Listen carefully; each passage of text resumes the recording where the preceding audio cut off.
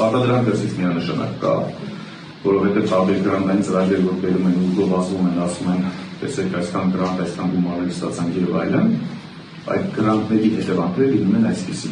Պարտադրանքը միանշանակ կա։ Երկրորդը, սա այն դեպքն է, որ մի գնդակով երկու նապաստակ են խմբել։ Այսինքն մի կողմից արտաքին ուժերի պարտադրանքը ասում են, տեսեք կատարված է, երկրորդ կողմից սա դառնում է իրենց համար այդպես մարդկանց վերահսկողության գործիք, տնտեսական ահաբեկման գործիք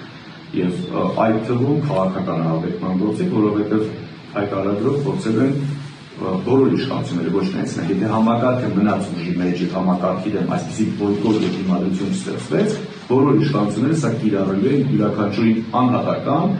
ջարդելու, անհատական ուժեր տուգանքներով ծանրաբեռնելու եւ տարբեր տարատեսակ քրեական պատասխանատվության վախի մթնոլորտում մարդկանց կառավարելու իրենց կամքը թելադրելու գործողություն։ Սա իրական նպատակ։ Իրական նպատակը դուք օրինակ տեսեք շատ հետաքրքիր հարց եք բարձրացնում, եթե ունեք ինչու եք պահանջում, բայց ինքը շատ խորքային է, որովհետև ոչ թե պահանջում են, որ լավարկեն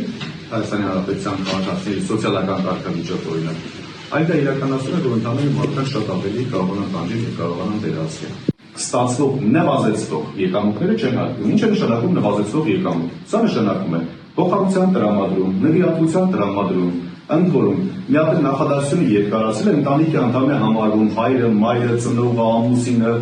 զավակը, քույրը, եղբայրը։ Հիմա պատկերացնում ենք եղբայրը, եղբորը, երբ որ գումար է փոխանցում, դա կլինի նվիրատվություն, իրական նվիրատվության մասին է խոսքը, օրինակ ծննդյան նվեր։ Դա կլինի պարտքով գումարի տրամադրություն, այսինքն փոխհատուցության տրամադրում, սրանք պետք է քաղաքացիական օրենսգրքի 595 եւ 878 հոդվածների համաձայն ունենան փաստաթղթային ձևակերպում։ Այսինքն պատկերացրեք ծնողը զավակին կամ զավակը չափած աշխատող զավակ ծնողի օգնության համար գումար է փոխանցում, դրա համար ինքը պետք է ունենա փաստաթղթավորում։ Ինչպես։ Հանրային ընկալման մեջ ասում են, որ եկամուտները չեն հարկում, բայց փաստորեն նվազեցող եկամուտները չեն հարկում։ Ինչպես պետք է դրանք ունենան։ Պետք է փոխհատուցության պայմանագիր կնքվեն կամ նվիրատվության պայմանագիր։ Զավակը ծնողի փոխանցում է 100,000 դրամ, որոշակի ամսվա համար, չգիտեմ, որոշակի ծախսեր սպասարկելու համար, փաստորեն պետք է զավակը եւ ծնողը միմյանց մեջ կնքեն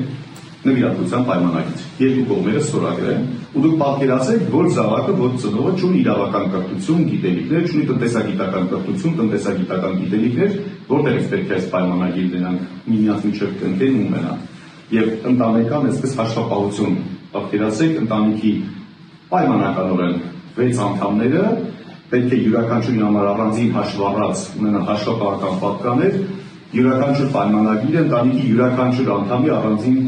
պատկաների մեջ տեղադրված լինի, որ հետագայում դրանք խնդիրներ